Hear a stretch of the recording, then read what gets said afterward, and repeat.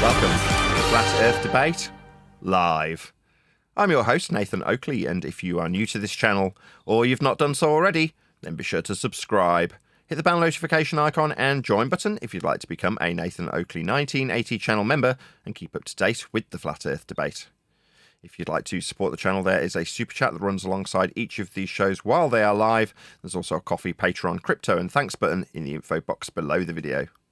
Most importantly, if you'd like to join the discussion, simply mute the page you are currently watching, then click the link in the info box below this video to join the panel and express your views on the nature of Earth. If you do join, please don't swear. If you do, you'll be ejected. And if you are, please don't try to rejoin the stream using sock accounts. You'll be warmly welcome back on the next stream. Please also share the show on social media. Sharing the show obviously increases the live audience, but this in turn increases the chances of a more diverse panel. So please share the show on Facebook and X.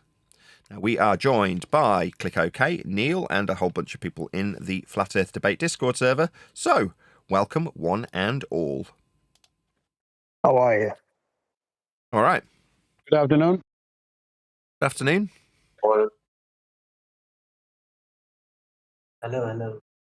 Hello, Mumblers. Hello, Flat Earther. So I've been reminiscing about the last 10 years of Flat Earth. We did a little bit of it in the pre-show. And one of the things I say in each and every intro that I do to Flat Earth Debate is, if you'd like to join the panel, it'll increase the chances of a more diverse panel. Now, as much as a lot of the people in Discord currently are regulars, it would be nice to get an idea of some of the paths that you guys have taken onto this subject. So, who's brave enough to open their mic so I can interact with them about how they found out Earth is obviously, observably, measurably, navigatably flat? I'll go, Nathan. How did you find out Earth was flat, Duncan? Well, I was just browsing conspiracy tard forums, and I came across this video about flat Earth, and I was like, well, that's just really stupid. And then I watched this guy talk about it, and he was saying how he didn't even present any evidence. He was just saying that how it was so perfect that the globe is taught to you when you're very young. The first thing you see when you go into a classroom is the globe, and you're taught all this stuff despite what you see, and it just made so much sense to me. And then I started researching it more, and then, I came across your channel and other channels, and here we are now. Okay, well, a new question, different question, subtly. How did you find out for sure and without a doubt that Earth is actually flat, as opposed to you were taught a ball from birth, blah, blah, blah? I want to say when I know for sure when we find out all the measurements several years ago. But before, I just knew before that because I just felt it. So, but as far as like evidence, yeah, probably when we all discovered all the measurements we always use back in 2020. Right. And what path were you on when you found your way to those videos or that material? Were you on a particular... I don't want to lead you too much, but were you looking at certain information and then you got to Flat Earth? Yeah, I was really into like the end of the world 2012 kind of thing at the time. And I was looking into Mandela effects and stuff like that. And then I came across Flat Earth. I'm glad you chuckled, because it's one of those things that I'm going to be highlighting more and more. There's a certain type of individual that comes to and talks about this subject. And it's nut jobs. No offence. But end of the world, you chuckled because presumably you know that's pretty kooky, right? Yeah. Now I do. At the time, I thought it was pretty serious. I don't know if nut jobs is the right word. I would say like the more just curious about the nature of reality. Sure. But what I'm saying is they're not putting mathematicians and scientists on the road to discovering Earth is measured flat. They're putting people who think the world's going to end and there's a Mandela effect onto the path of finding out the truth about the nature of our flat reality. Ergo, you're going to be keen to tell people inevitably about your journey to this subject, and your experience is one of a conspiratorial nature. Therefore, what type of person talks about flat Earth? People who are conspiratorial by nature, right? I suppose that's true, but I don't think that's the right term. Of course not. I'm labelling you with it. You're not going to like that, and I understand that, Duncan, and you've taken it very, very well, and I applaud you for that. I, too, am a nut job who is looking at subliminal messaging and narcissism prior to finding my way to Math Powerland talking about Earth being flat. So by my own standards, I was a kooky nut job looking at outlandish subject matters that were niche. So therefore, when I start spouting my truth about flat Earth, it will inevitably involve talking about things like subliminal messaging, hidden meanings behind sex in words on Disney covers. That was my foray into this subject. That was what I came from in terms of what was a narcissism video, probably by Thomas Sheridan, followed by the autoplay YouTube feature, putting up Math Powerland for me to indulge in. So, but for the autoplay function, after videos about, like I say, psychopathy, narcissism, and subliminal messaging, I wouldn't have found my way to this subject. Now, is it the level-headed normies that have got a normal, rational cognition about them that are being told how Earth is observably, measurably, navigatably flat? No. We get told there's no Earth curve we see too far. Now go out and tell people how Mandela effect is something that you've found out about, because what else have you got to talk about? If you're only finding out the Earth's flat today, what do you talk about if you want to talk about it? You won't have found out all the details. It's taken me 10 years. Minimum, probably 11 now. I've lost count. But my point is that what are you going to talk about initially? Well, when I first started talking about this subject with Fake Spaceman in Space, formerly Fake Clouds in the Sky, he talked about the fake clouds in the sky and 9/11 truth, because that's what he'd been researching. And I talked about subliminal messages and psychopathy. In other words, we didn't talk about flat Earth because we didn't know enough about it. We were fed ball lie information so that we talked about how the ball didn't work, setting us up to fail. So we could argue with other numpties who felt offended by us saying Earth's flat full stop, telling us how the ball did work. Well, everybody ignores the flat Earth measurements. Now, 10 years down the line, we're starved out of existence, algorithmically precluded from reaching the ears of any normal people, and seen with disdain when we're seemingly ending arguments too quickly. I mean, what a joke. 5, 6, 7 years ago, it's like, where's your flat Earth evidence? Now I say, here's my flat Earth evidence. Here's Dan measuring Earth flat 1,000 times, and then quoting him, well, we don't only measure Earth flat. Or conspiracy cats measuring perspective off a flat plane and going, well, I'll give you a flat Earth for that. It's like I use my enemies as hostile witnesses for their literal measurement of Earth as a flat plane, and I'm told I end the argument too quickly. So we're surrounded by numpties, and we were those numpties. So the game's rigged. Who else wants to talk about their foray? Probably no one. I've done that to Duncan. Well, Sorry, I want Duncan. to add one quick thing to that, is that, numpties or conspiratards or whatever you want to call us, I'm willing to bet that everybody in this room has a higher intelligence IQ than most people. I bet it's all average. Not me. I doubt that highly. I hate to disagree with you, Duncan. No, I bet everybody here is probably very average in that regard. As in, nobody's smarter or dumber than next man for having been a bit more sceptical. Now, skepticism and intelligence aren't necessarily directly correlated with one another. You can be highly skeptical and really stupid. You can be extremely mainstream and extremely intelligent. Those two things don't necessarily correlate with one another. But in terms of the average intelligence of the people in this arena, I'd say it was no different to any other arena. I mean, unless you're looking at, I don't know, something that's highly specialised, brain surgery or something, you know what I mean? Without the exceptions of very specialised fields, this would be no different to any other group. You could have a group that's talking about, I don't know, gardening, and find that if you averaged out the intelligent level of all the people participating, it would be about the same as us. I just have to disagree because it's such a niche topic, and only the highly curious are going to seek it out, I think. Yeah, I'd agree with you there. Curiosity and skepticism. High degrees of curiosity and skepticism, absolutely, without question. Definitely. But intelligence? That doesn't necessarily follow. Anyway. I think it does, because if you're going to question stuff and ask things and want to find out, how things work, I think you are going to have a higher intelligence as opposed to people that don't ask those questions. Maybe. I mean, I don't know. There's no way of quantifying this in a physical way immediately to disprove what I'm saying and prove what you're saying, or vice versa. So, in the most literal sense, we have to agree to disagree because neither of us can prove our point.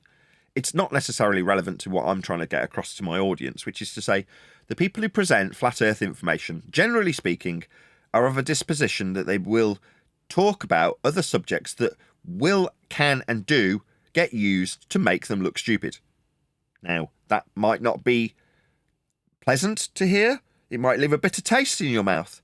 But then think back to the amount of times that somebody's picked on something that has absolutely sod all to do with the nature of Earth as a flat plane in the way it's measured, and instead focused in on something that was literally absolutely nothing to do with the subject, but because you're a flat earther, that was used against you. And I'm sure almost everybody without exception in this room will be able to think of an example where that's happened to them. Probably in the last 24 hours.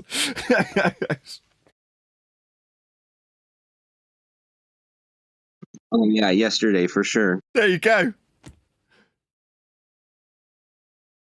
So yeah, the game's rigged. I have this group of friends that I talk to about it all the time, and they, I present all the evidence, and they're still just like, nope, I don't believe it.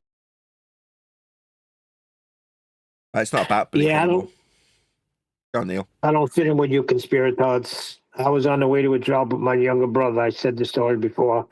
I was just looking at the sun and just saying, wow, it's amazing how amazing God is, that if we were any closer to the sun, we'd burn, and any further away, we'd freeze, and how the earth is moving, but we don't feel it. God's amazing. And he just said to me, why, you think we live on a globe? And that's how the door opened up. I was like, well, of course. Well, what do you think we live on? And he started breaking down flat earth with a lot of feast and nonsense. But I didn't come through conspiracy. I came through like being inquisitive about the globe and how awesome God is. You were quoting the Goldilocks zone to your brother. Yeah. That's what I thought. I didn't know. And then as I started, I tried to debunk it. Like the first thing I got was how to prove Earth is a globe was climb up a tree. I was like, something's wrong here. Yeah, so in 2025, climb up a tree is measure your altitude with respect to a plane of reference so you can get a parallel eye level.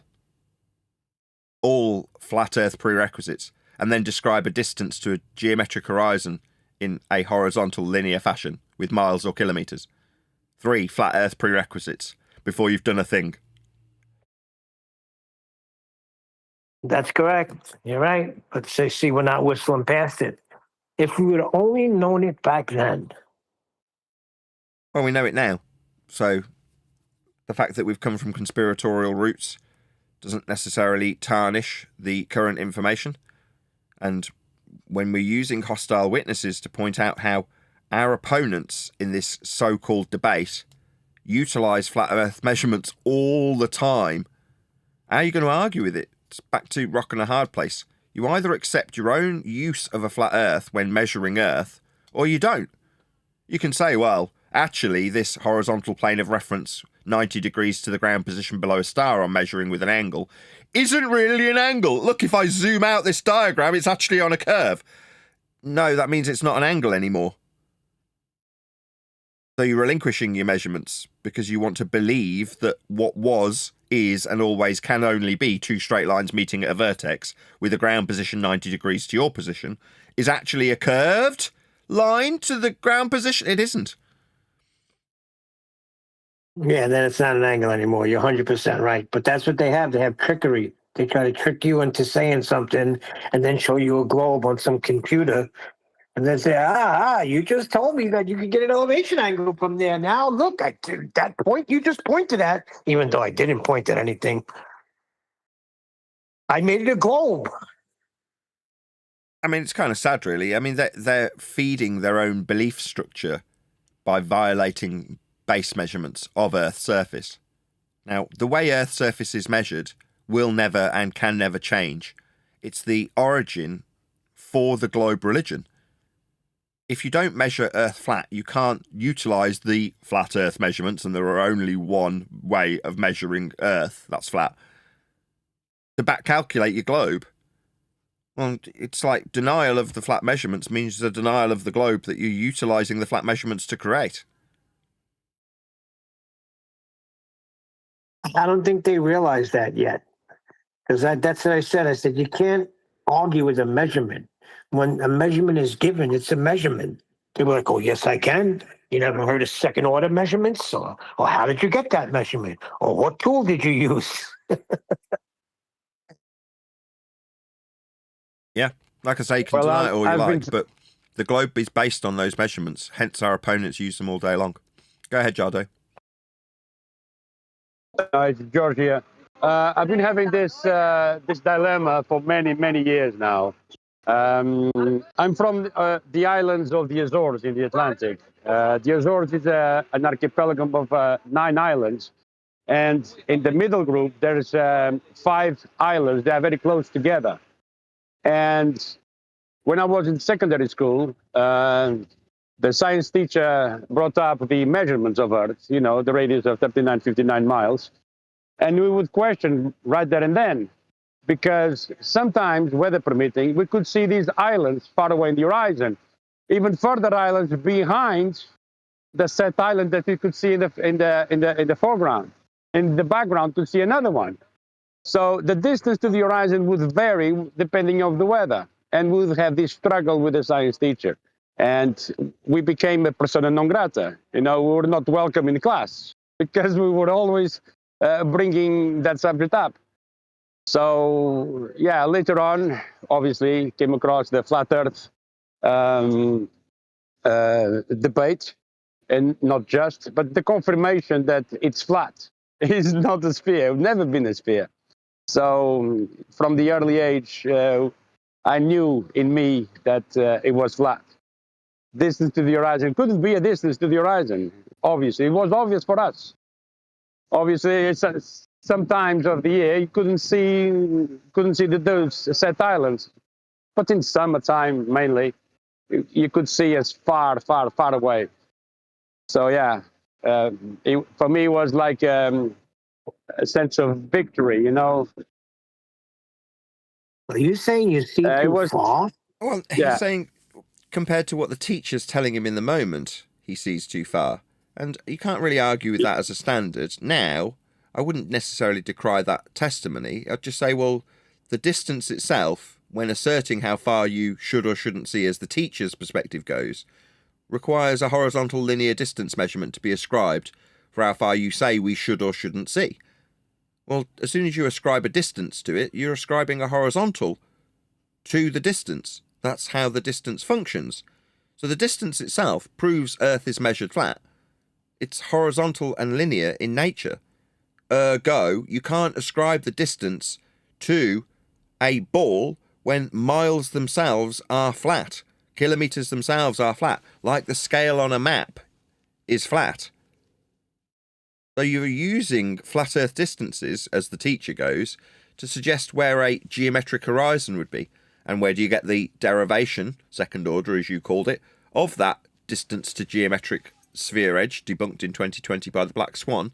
Well, by climbing a tree and measuring your altitude off surface level.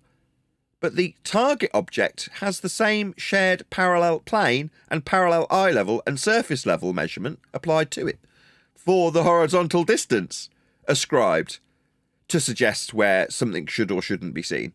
So you've got 3 flat Earth prerequisites to make the assertion. Now, once you know that the measurements to make the globe assertion are all flat, all falls apart. What are you left with? Well, just the measurements, and they're flat. Hi, Nathan. Just did a quick search. It's just something to read out. It's just how it contradicts itself. Just a quick search on Google. Is Earth measured horizontally? And the AI response is yes. The Earth is measured horizontally in various ways, such as calculating its circumference and diameter, and by using measurements like latitude and longitude to map its surface. These horizontal measurements are crucial for navigation and geographical mapping, despite the Earth's curved and three-dimensional shape. So yes, we measure it flat, despite it being a ball strapped onto the end of an explanation for all the horizontal measurements. Well, that's not contradicting itself. It's just strapping on the end in spite of it being a ball. Well, no, you don't measure things flat if they're ball-shaped.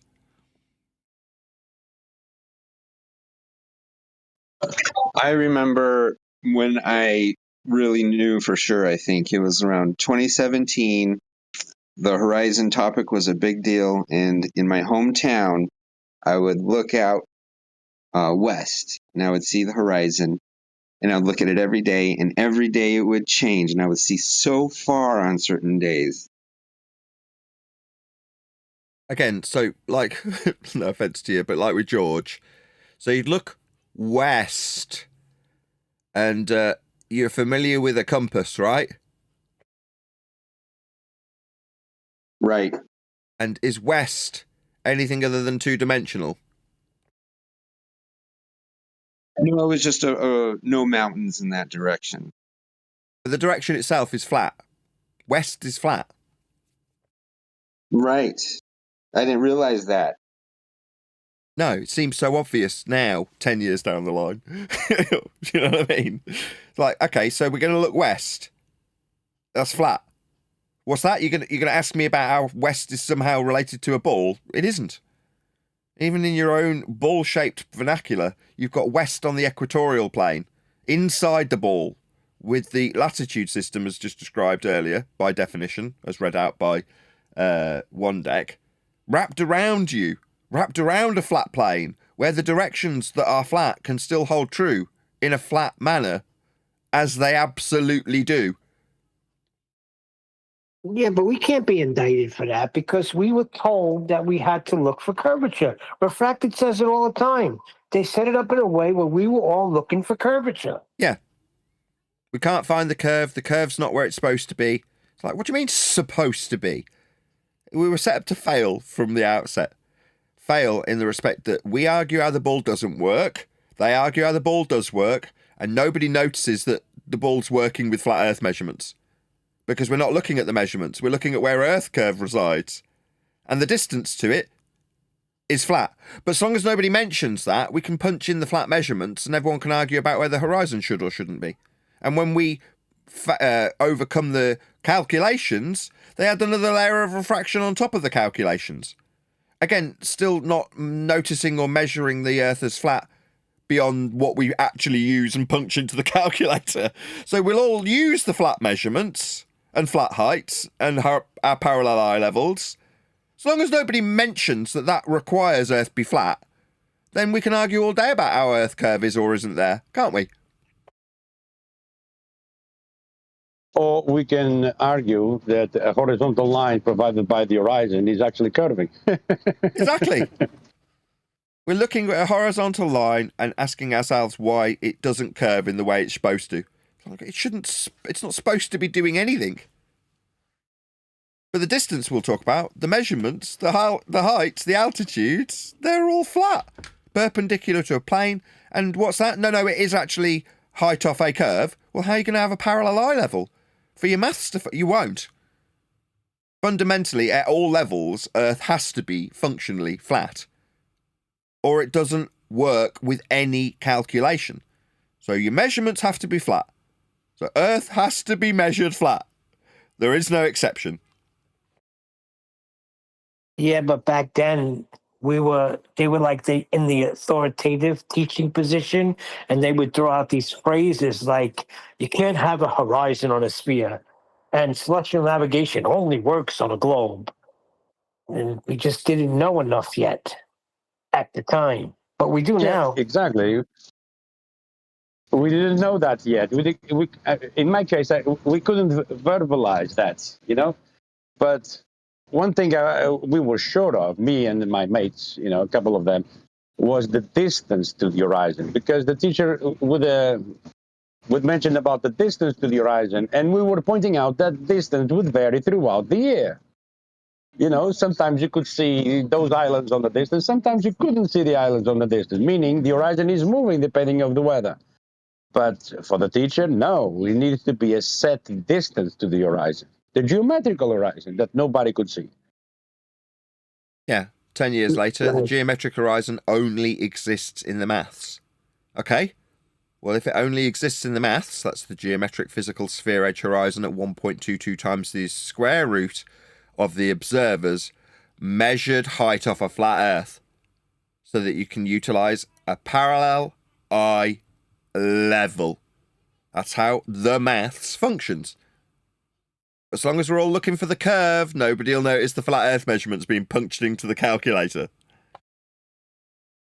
Pretty clever, though, if you think about it.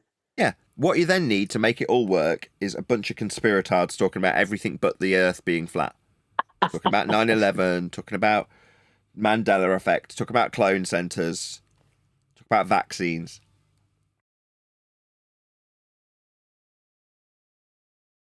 So you're saying assassinate their character right away as nut jobs. Yeah. I gotcha. But introduce people into the subject that are very easily character assassinated. People who are into conspiracies are much easier to character assassinate. So why not funnel all of those people to the subject? So even if they do spout truth about it, it's really easy to ridicule them because they also believe there were no planes on 9/11. Nobody died and nobody got hurt. Well, if they believe that, obviously they're a nutter because they're not in line with the mainstream rhetoric. That doesn't matter if they are correct or aren't correct. It doesn't matter. Who cares? That's a contentious subject. Therefore, they're an idiot. No, Nathan, what I get from fellow flat earthers is that you cannot run away from other things, so-called conspiracy theories, because all these things are connected. Telling something about just flat earth isn't going to float the boat. Therefore, you are going to have to connect all the dots in order to flat earth make sense to that person. What dots? 9/11 truth dots? All kinds of dots. The fact that there exist conspiracy theories, and if you want to bring it down to the topic of flat earth also, so the direct implication of the fact that everyone, including flat earthers and true earthers alike, surveyors, everyone measures earth flat, but the direct implication of this would be that we are being lied to on a massive scale in our textbooks, in the media, by NASA, by every space agency. The direct implication of that is that we are being lied to on a massive scale. That would require some kind of conspiracy to exist because we are being lied to for that. Okay, so I mean, how is that? That would not make flat earth a conspiracy theory. I'll agree with you on the one hand, right, which is to say, yes, we've been lied to because NASA say that there's men in a sky vacuum and their place that they're claiming to float around, literally around a spherical ball that's been created mathematically from flat earth measurements like the ones on screen, altitude angles off a flat surface level that create a glorified protractor that you can call a globe and then pretend you're floating around. Now, they have lied to us. NASA's astronauts are liars. One of the few people we can actually label as liars. But as for the rest of the nonsense that we get given, most of it only serves one purpose, to make us look silly. Now, if you're saying the dots get connected up about the clone centres or the Mandela effect or Tartaria, I would fundamentally disagree and say no. Even when it comes to things that might have an implication about how government lies, like 9/11 truth or vaccines, might just serves to fly in the face of whatever the mainstream rhetoric is. And in terms of its importance, it's far less important than the reality of the nature we actually experience and how government-funded agencies who are getting $52 million a day will lean into how Aristophanes' Sticks and Shadows proves we're on a ball, as I saw from a most recent NASA video. Like, someone was asking, how do we know Earth isn't flat, to a NASA representative, and his go-to was 1,000-year-old crap about sticks and shadows. You're like, really? Don't you get 52 million a day to be in a sky vacuum that you float around a ball that you're supposed to be taking pictures of? Yeah, but they won't lean into that, in spite of the massive amount of money they get and spend on a giant black hole that doesn't exist called a sky vacuum, where men allegedly float around, but we can debunk based on natural law. So from that perspective, yes, there are huge amounts of deception, but it doesn't directly connect any dots to some of the garbage nonsense waffle that flat earthers do talk about on a regular basis. That just serves to make us look stupid. Hey, Chocolate. Morning, guys. What's going on?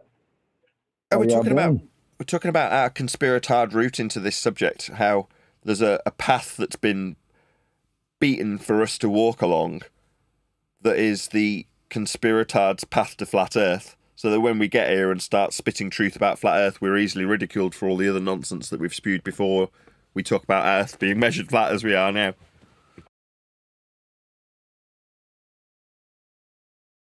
Okay. Sounds interesting. It's because I'm reminiscing about my journey through the subject personally. So my flat earth belief was based on my own experience up in planes. So when I heard Matt Powerland say Earth's flat in a non-derogatory way on a YouTube video after watching a psychopathy video, probably by Thomas Sheridan, the next thing I think, or what flashed before my eyes, is all those hours spent at the back of an aeroplane looking out the fire escape window because it had a nice wide angle that you could look through. And in my mind, I'm going, I wish I could get higher. I wish I could see curvature, because I was fully indoctrinated into the bull belief, but was aware, incorrectly so, that we shouldn't see a curve from 20,000, 30,000 feet when at cruising altitude. Level flight. So you go, oh, well, I wish I could go higher to see that curve. Well, you don't know what you don't know, in spite of the mainstream gurus of Globe Earth telling you, oh, well, of course you can't see curve from 20,000 feet. That stuff is flat. Now, that didn't come along till later, but that was the rhetoric I understood to be the case when I was up in the planes. So I was looking out the window going, I can't see any curve. I wish I could. That was the way I had phrased it. So you hear Math Powerland go, well, it's a flat earth, and, you know, I can't remember even which video of maths it was I watched, but I do remember hearing him say those words, that's flat earth, in a non-derogatory way, and going, holy crap! All those hours spent looking out over a massive flat plane. I've seen it with my own eyes. I know it's flat. And then going and waking my wife up and going, Paula, it's flat, it's flat. And I'm going, what? Yeah, whatever. And then go back to sleep. Yeah, but did you have a knowledge that it was flat? Or No, I believed it was flat based on my own experience. Now I know it's flat. And I know that our opponents require it to be so when they suggest it's a ball. Their maths and measurements require Earth be flat. Like in this diagram on screen, they require surface level and eye level be parallel. Your height's going to be measured off surface level. Your eye level must be parallel with the surface level. That's how it all functions. So what are we measuring? Well, we're measuring the surface level. We're measuring the eye level. It is parallel. These are axioms that cannot be defied and are fundamental to Earth curve assertions. So to have a point below the surface level marked with S in this diagram, you measure surface level. If it's not level, then the maths fails. So your globe Earth maths fails unless you can measure surface level then. Yeah. What about eye level? Well, it's got to be parallel with it. You can't bend the surface level or eye level's no longer parallel. What about height? Well, that's 90 degrees to the surface level. It's like, well, so we've got prerequisites of a flat Earth that are utterly required, and the maths for your belief in a globe cannot function without them. When you know that Earth is only ever measured flat in all instances and all respects. So can you say that throughout the journey of flat earth debate, there's been some interesting people on here and some people way ahead of their time, like maybe Slick James, who didn't have beliefs. It was either I could prove something or that's it, but I do not have any beliefs. I think he was ahead of his time. I don't know, you have to quantify it by showing what you're not believing in. So whereas I can qualify how my belief in a flat earth was based on my own observations from aeroplanes when I was a rep flying all over the world, to say I just don't hold any beliefs and then not qualify what basis you've got to state that Earth is flat means you've got a nonsensical assertion that just involves you decrying beliefs that you're not declaring. So I don't know if your Slick James Johnson's necessarily applied here. Well, we don't say we believe Earth is flat anymore. We know it's flat, right? But we have a knowledge now. But Slick So James therefore, we don't hold the belief. Yeah, but Slick James didn't have that extra bit on the end, did he? He didn't say, well, I don't hold any beliefs. I know Earth's flat because that's how it's measured. He didn't say that. No, he didn't get there yet, but he was kind of ahead of us a little bit, if you think about it. Maybe. Right, anybody else want to tell us about their trip to Flat Earth? Belief or otherwise, I'll try not to ridicule you too badly. Okay. So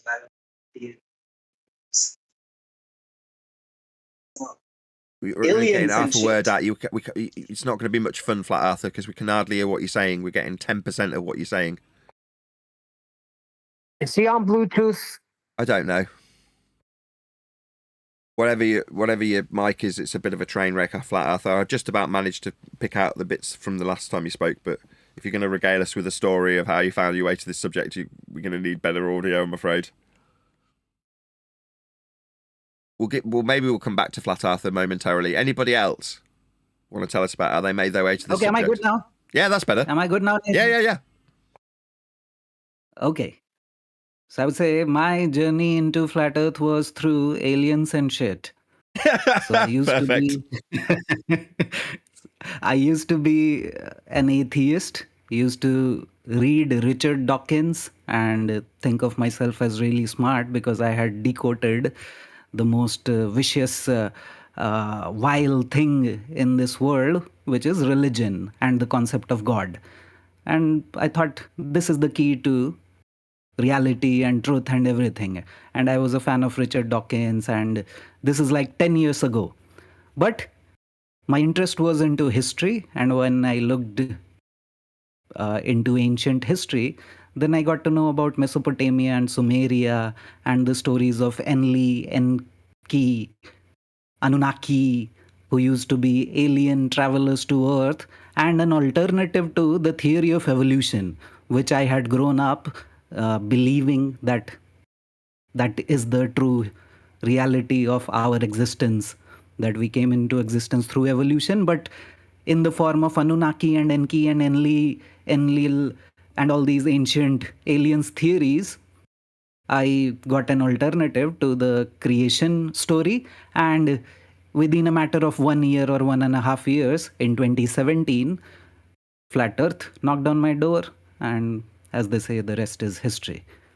So would you agree when I summarize a path, one of which being yours, being a path of a conspiratorial type nature, that is to say, what your path of discovery prior to Flat Earth was contrary to mainstream belief?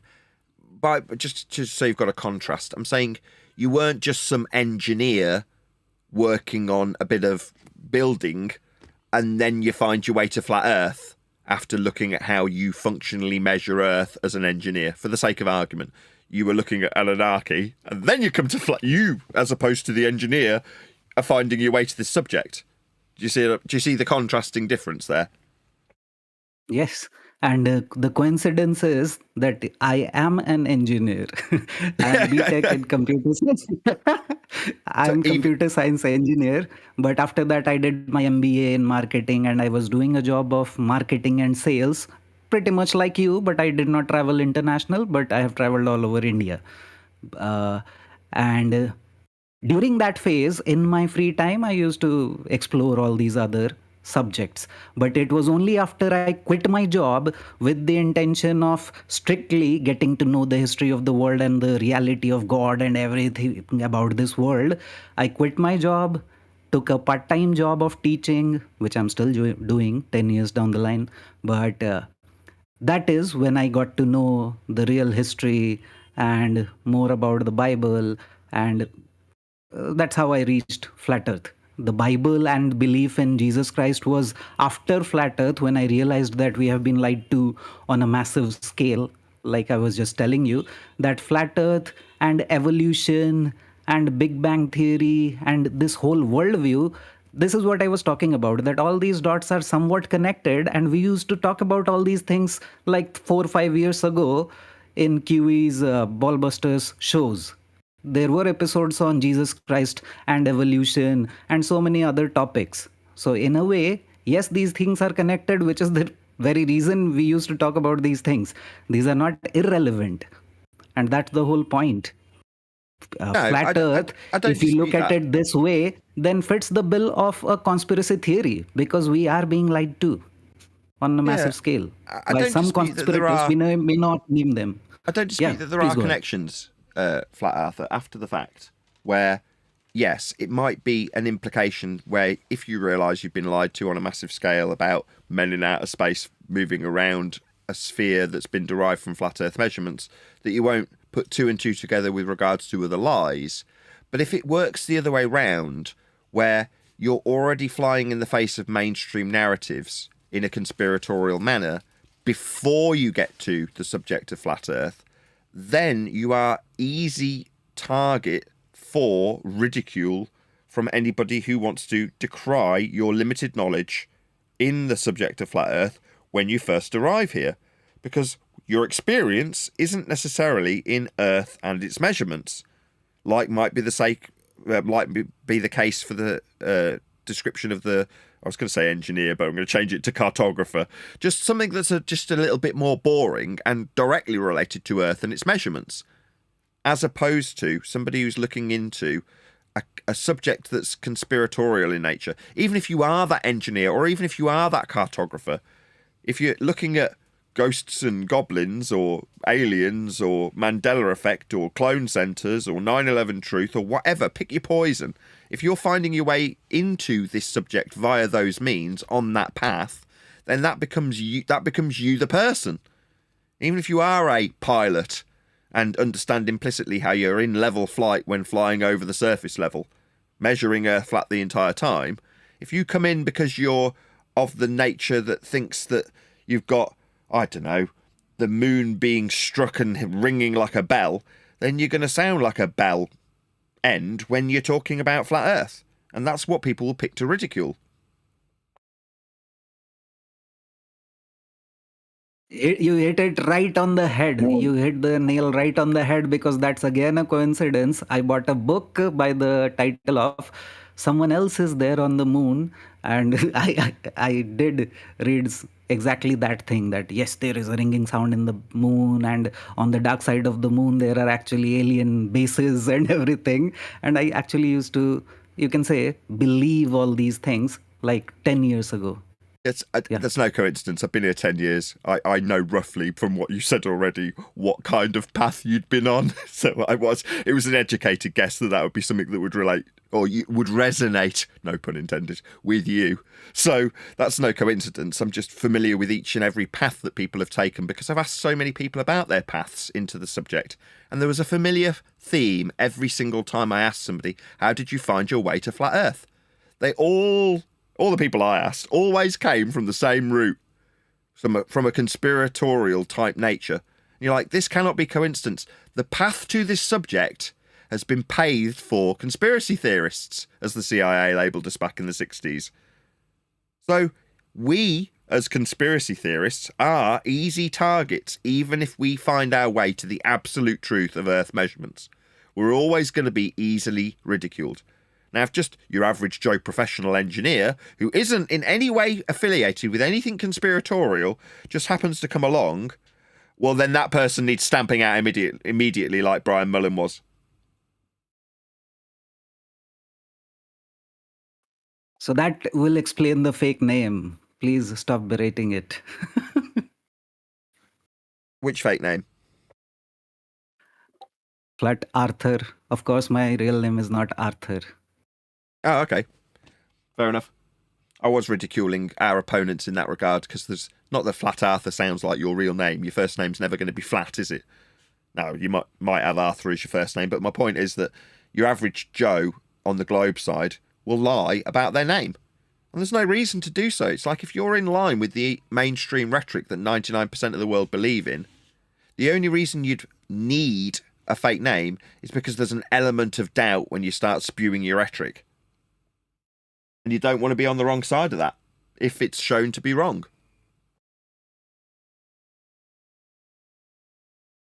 So if funny you about consider Arthur this there, whole Nathan. Sorry, mate. Hold on, just one sec, one deck. Go ahead, Arthur. We'll just round out with Arthur and then we'll move over to you. One deck, one sec. Yeah, so yeah, that would be a good round out. So if you consider this whole black swan and how we came to Earth is measured flat, and that's still on my YouTube channel, that all roads lead to flat Earth, although you decided to change the name of your book and so much else has happened. Still, so that was my road to the real cognizance of this topic of flat Earth.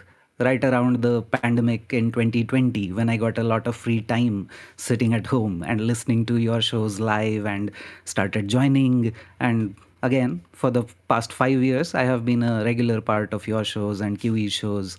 Alas, what we are seeing in the past few weeks. Still, so that would round it out.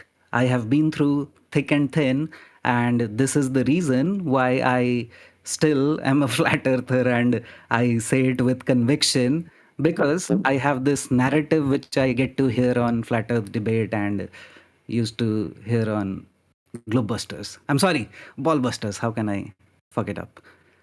I'm done. Thank you, Nathan. so My much. pleasure. Go ahead, one deck. I'm just saying, just a quickie.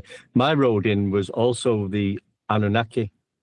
I've been looking into that for some time, and it blew me away when I stumbled across this information of the Anunnaki coming to Earth, the gold and the sources that they need, and then changing the DNA of ape-like creatures into humans, and returning supposedly on the red planet Nibiru, and it got to me in such a way that it was really like it was really overpowered me, and I couldn't believe. And there was carvings on cave walls about this, and so it's obviously true.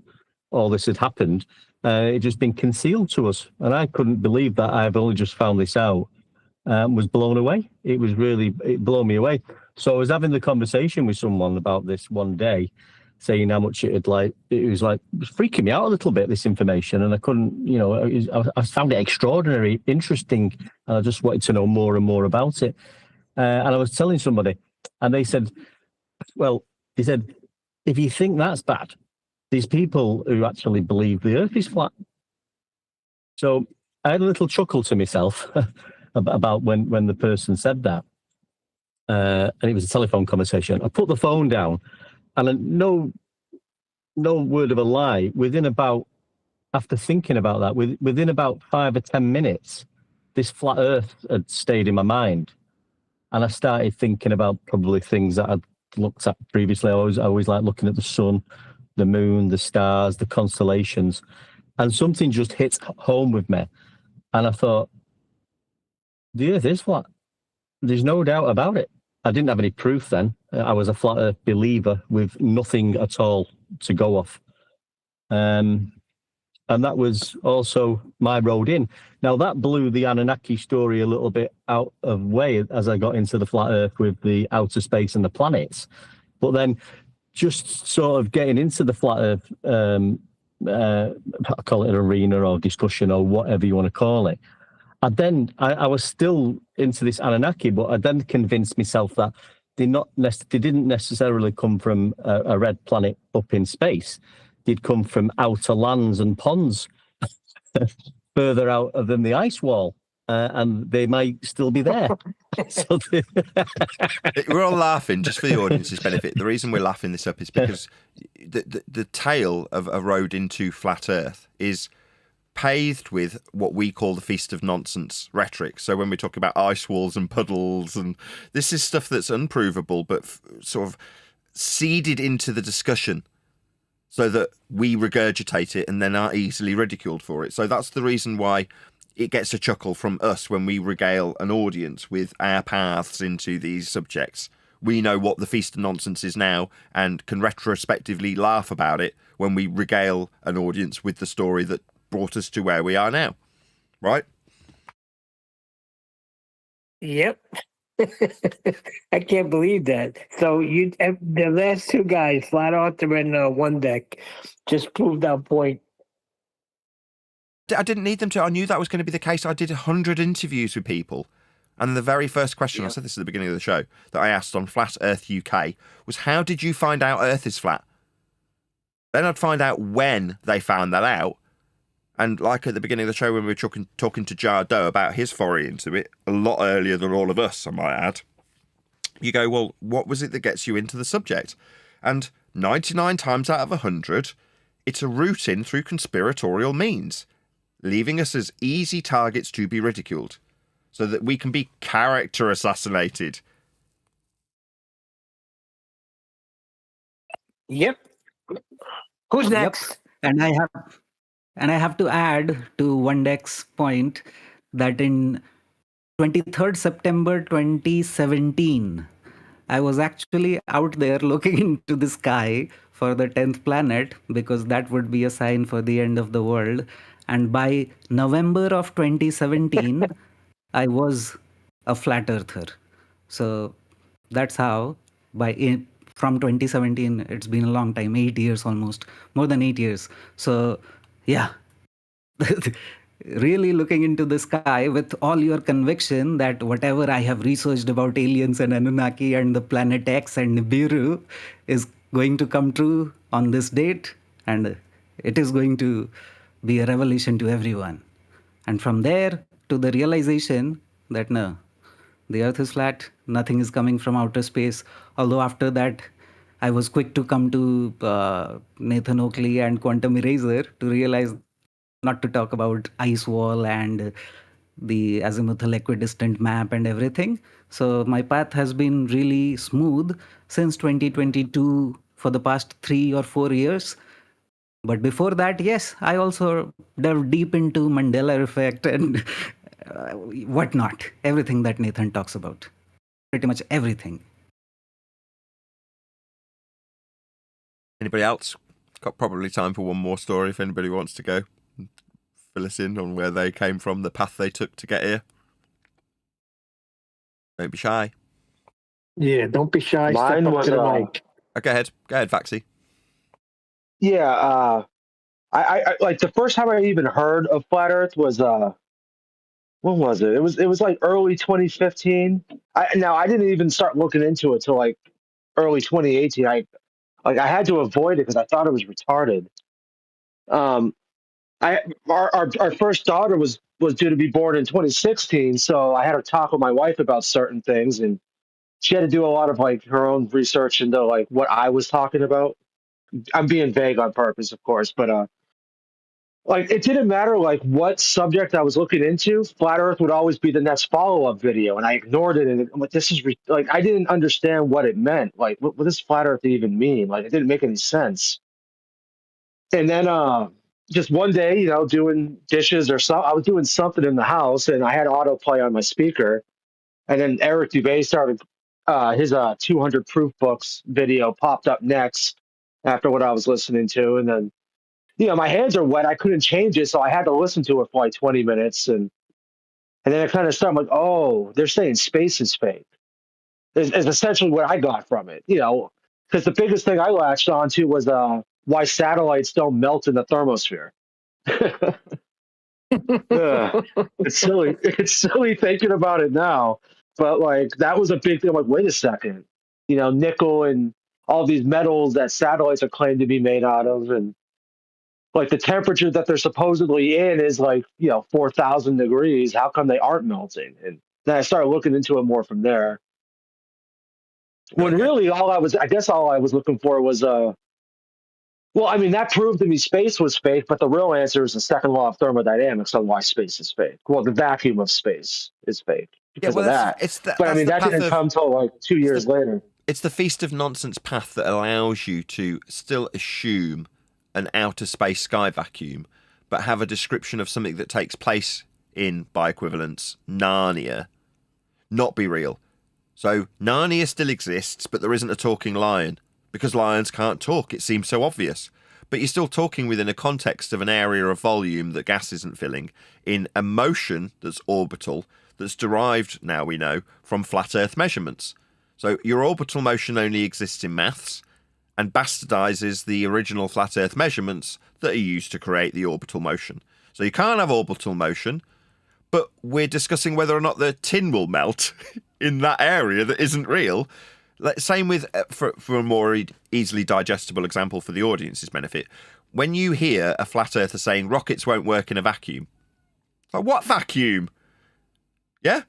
So there isn't a talking lion in Narnia. There is no Narnia. There is no outer space. But suggesting that there's a dysfunction in this area that doesn't exist leaves the possibility of it being real able to be argued about by both sides. So you say rockets don't work in a vacuum. Let me show you a rocket working in a vacuum. So we're all under the misapprehension that there is an outer space sky vacuum above our head. It's just whether or not rockets work in it or not, or whether or not tin will melt. You're like, but the place isn't real. So it's set up in a way that allows you to assume that these areas are in existence while you argue about how they'd function. Space in this instance. Yeah, because my first stumble block about the whole satellites not melting was some Gober told me, well, they got radiators inside them filled with ammonia, and that keeps them cool. I'm like, crap. Okay, never mind. And then I stepped away for a couple more weeks, but it was still like it still tickled that conspiracy bone that I already naturally had. So I started looking into it more, and I don't know, like I would talk to my friends about it, and they would just laugh at me and stuff, and rightfully so. But, Yeah, Chocolate, what did you say? I was just going to say, not to mention every time those things fall out of the sky, they're attached to a balloon. Who knows why? Yeah, because there's no sky vacuum. I mean, there might be tin cans floating around on balloons, but as for the notion of them floating around in an orbital motion that's only existent in maths that's derived from flat plane measurements is an absurd notion. But if we can beg the question that there is actually a sky vacuum, it's just that these items don't function, someone could come along and say, no, they got radiators. All right, okay, so there's still a sky vacuum, and you've overcome my objection to the tin can in the sky vacuum. Go ahead. They got radiators. That's great. Yeah. No, rockets do work. Look at all the mods. Good. One day. Look at all the mods. They had to do to the Hasselblad camera to take all them pictures. I mean, you've got to take that into account and argue about that for days on end, haven't you? That's another example, isn't it? They argue about the camera. Exactly. So we argue about whether or not the Hasselblad camera works on the moon, and whether or not the film would disintegrate in those conditions. And if they can demonstrate that the camera would work in those conditions, then what we prove that there's an outer space sky vacuum that the gas we're breathing isn't filling. An availability of volume that, in line with natural law, second law of thermodynamics, would have the gas we're breathing dispersing into the sky vacuum. But let's just assume that there is one, in violation of natural law, and argue about the camera or the flag waving. It's like, no, in order to traverse a sky vacuum, we must first traverse it via a orbital motion that's been created with flat Earth measurements into an area that violates natural law. At which point, there's no argument to have. There is no sky vacuum above your head in violation of natural law. And what is above your head? Well, that would be an elevation with respect to sea level. So we've got a flat Earth measurement to create a flat Earth notion of an orbital motion that violates the flat measurements in maths only, that people are in? No, you can't exist in a mass that violates its own measurements. There is no outer space sky vacuum. All the measurements come from a flat plane, sea level, for altitude. Ergo, why are we arguing about whether or not a camera will work in a place that isn't real? Well, because it's conducive with the argument seeming to be a real thing. Like, there's a reason to argue about whether cameras work in a place that isn't real. Do cameras work in Narnia? Well, if we both accept that Narnia is real, I can show you that cameras definitely would work there. Narnia's out of space, by the way.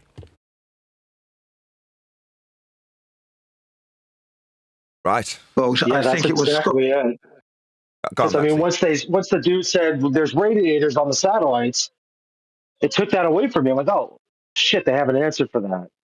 But I never thought about. I didn't know what the second law of thermodynamics was at that point in my life. There was no way to combat that. But then once you realize that, like Nathan just said, that area violates natural law, then that's a whole different, it's a whole different ballgame. Yeah.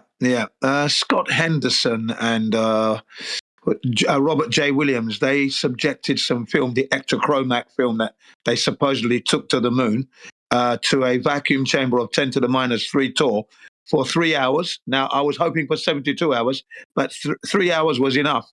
Sorry, 4 hours. 4 hours was enough to prove that the film could never work in a vacuum of that higher level if they went to space. Okay, not to mention, of course, the cosmic ray particles and the radiation, temperature fluctuation, but just the fact that the no air destroyed the film. You wouldn't be able to take pristine pictures at all because the emulsion that is adhered to the mylar starts to melt, of course, and then flow into each other. And that's what happened in just 4 hours, Sure, 10 to the minus 3 torr. But by investigating it, what you're saying is, all you've debunked in that statement, Jin, is the notion that there was a camera that wouldn't work in the sky vacuum.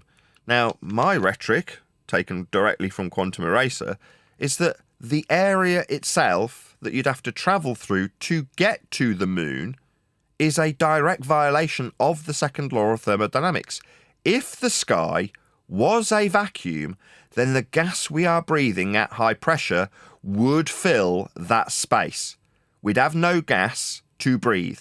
It would have never developed gas pressure because the very first particle of gas that came out of the ground would dissipate into that area of volume, 10 to the minus 17 torr, to never return. Ergo, there is no sky vacuum, and therefore no need to argue about whether or not cameras will or will not work in an area akin to Narnia. There is no Narnia, therefore there's no need of arguing whether or not there's a lion talking there. Narnia itself is not real. But with that, I'll say if you are watching this on either Nathan Oakley 1980 or Nathan Oakley Premiering streams, then stay tuned, as there will be an after show to follow. Unfortunately, though, if you are watching this live, this is where we bid you farewell. So another massive thank you to all of you who liked, commented, shared, subscribed, joined as a Nathan Oakley 1980 channel member, hit me up on PayPal, Patreon, all that good stuff. Obviously, another massive thank you to both Discord and G+ panels for making today's live show possible. I've been Nathan Oakley, and I will see you all in the next video.